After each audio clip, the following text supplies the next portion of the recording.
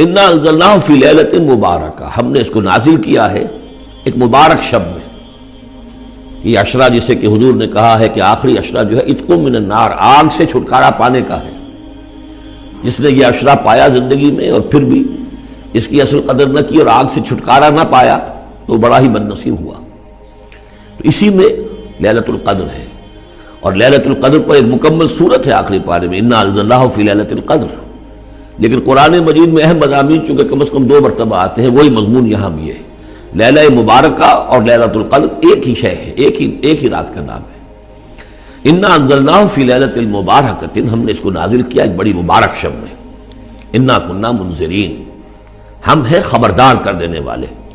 رسالت کا اصل مقصد، کتابوں کا اصل مقصد انذار، خبردار کرنا۔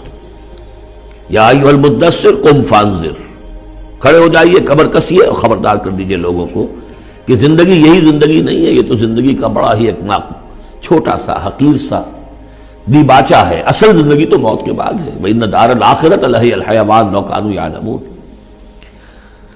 فِيهَا يُفْرَقُ كُلُّ أَمْرٍ حَكِيمٍ، اس لیلہ مبارکہ میں تمام پختہ فیصلے طے پا جاتے ہیں۔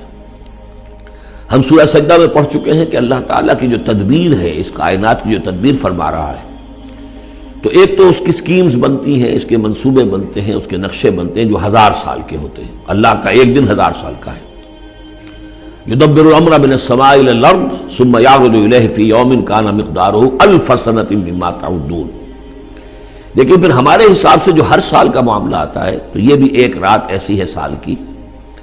یہ اس جو سمجھیے کہ جو کاسمک جو ایک امپائر ہے اللہ تعالیٰ کی عظیم مملکت ہے، یہ اس کاسمک امپائر کی یہ بجٹ سیشن ہے سال کا، اور اس میں سال کے اندر ہونے والے سارے واقعات کے ضمن میں جو کچھ ہونا ہے وہ فیصلے طے پا کر اور یفرقو کا صحیح مفہوم ہوگا ایشو کر دیے جاتے ہیں۔ فرق کہتے ہیں علیحدہ کر دینا، گویا کہ اس رات وہ فیصلے ایشو کر کے اور ملائکہ کے حوالے کر دیے جاتے ہیں۔ تو چونکہ یہ رات وہ عظیم رات ہے کہ جس میں تمام سال کے فیصلے طے پا کر اور ملائکہ کے حوالے کر دیے جاتے ہیں کہ اب ان کی امپلیمنٹیشن کرو، وہ سول سروس ہے، وہ بیوروکریسی ہے اس کائناتی حکومت کی۔ تو اسی رات کو اللہ نے اس قرآن کو لوح محفوظ یا ام الکتاب سے اتار دیا سمائے دنیا تک۔ امرا من عندنا، اور یہ تمام احکام جو ہم طے کر لیتے ہیں اس شب میں وہ ہماری طرف سے حکم ہوتے ہیں، طے پا چکے ہوتے ہیں۔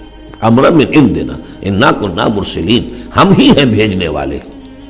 رحمتا من ربک، اور تمام فیصلے جو ہوتے ہیں اللہ تعالیٰ کے رحمت ہی پر مبنی ہوتے ہیں، اور خاص طور پر اس کتاب کا بھیجا جانا وہ تو ایک عظیم رحمت ہے نوع انسانی کے لیے۔ انہ هو السمیع العلیم، یقیناً وہ سب کچھ وہی ہے، سب کچھ سننے والا اور سب کچھ جاننے والا۔ رب السماوات والارض وما بینہما، وہی ہے آسمانوں اور زمین اور جو کچھ ان کے مابین ہے، ان سب کا مالک اور رب۔ ان کنتم موقنین، اگر تم یقین کرو، یعنی یہ بات مان لینا تو شاید آسان ہو، یقین کرنا مشکل ہو جاتا ہے۔ ہمیں نفس دھوکہ دیتا ہے اس کا مالک میں ہوں، یہ چیز میری ہے۔ ہونا یہ چاہیے کہ ہر شے اللہ کی ہے۔ این امانت چند روزہ نزد ماست، در حقیقت مالک ہر شے خداست۔ میرے پاس تو یہ چند دن کے لیے امانت کے طور پر، یہ ہاتھ بھی اللہ کی امانت ہے جس نے مجھے دیا ہے۔ اللہ پوچھے گا کہ تم نے غلط کام تو نہیں لیا اس سے۔ ہمارے اپنے اعضاء جو ہیں، اپنے ہاتھ، ہمارے پاؤں، ہماری کھالیں ہمارے خلاف گواہی دیں گے۔ انسان اپنے عیبوں پر نگاہ رکھے، اپنی بھلائیوں پر نہ زیادہ نگاہ جمائے، اپنی کوتاہیوں۔ کون شخص ان کا کامل ہے؟ کامل کوئی نہیں، کسی نہ کسی پہلو سے کوئی خامی، کوئی کمی کہیں نہ کہیں تو ہے، اس پر نگاہ جمائے رکھے تو اس سے یہ ہے کہ تکبر پیدا نہیں، تواضع پیدا ہوگا، انسان کے اندر علم پیدا ہوگا، اور تکبر کا ازالہ اس سے ہوتا ہے۔ انسان اس کائنات کی وسعتوں کا، اس کی پہنائیوں کا ذرا تصور کرے، اس پوری کائنات میں میری حیثیت کیا ہے؟ ایک نقطے کے برابر بھی نہیں، نقطہ بھی بڑی شے ہے، کیا حیثیت ہے ہماری؟ اور اس کے لیے وہ جو میں نے ابھی آپ کو تمثیل سنائی، انک لن تخرق الارض ولن تبلغ الجبال طولا، کتنا ہی زمین پہ پاؤں پٹک پٹک کر چلو تم ہماری زمین کو پھاڑ نہیں سکتے، اور کتنا ہی گردنوں کو اکڑا لو اور کتنے ہی ان پر ترے اور چڑھا لو تم ہمارے پہاڑوں کے برابر نہیں ہو سکتے۔ تو یہ در حقیقت اپنی جو بھی کمی ہے اپنے آپ کو انسان سمجھے کہ میں بہت حقیر انسان ہوں، اس کائنات میں میری حیثیت کیا ہے۔ ہاں اللہ تعالیٰ کی نظر کرم اگر ہو اور اللہ تعالیٰ میری خطاؤں سے درگزر فرمائے تو بہت بڑا کامیابی کا معاملہ ہو جائے گا، ورنہ تو یہ ہے کہ ہر وقت انسان کو ڈرتے رہنا چاہیے، اپنی کوتاہیوں اور کمزوریوں کے اوپر نگاہ رکھنی چاہیے۔ اس سے یہ ہے کہ تکبر ہرگز پیدا نہیں ہوگا، بلکہ اللہ تعالیٰ کی جناب میں عجز اور انکساری جو ہے، جس کی کہ ہمیں حدیث کے اندر ایسی ایسی مثالیں ملتی ہیں۔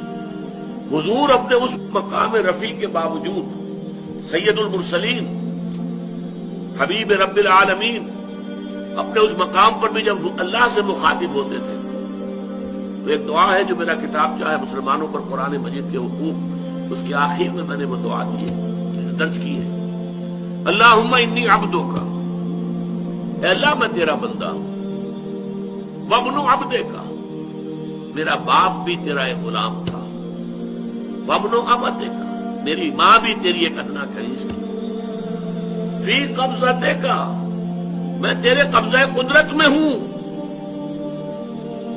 ناصیتی بیدک، میری پیشانی تیرے ہاتھ میں ہے، جسے چاہے لے جائے، ماضٍ فی حکمک، اور میرے پورے وجود میں تیرا حکم جاری و ساری ہے، عدل فی قضاؤک، اور میرے بارے میں جو فیصلہ تو کرے وہ عدل پر مبنی ہے۔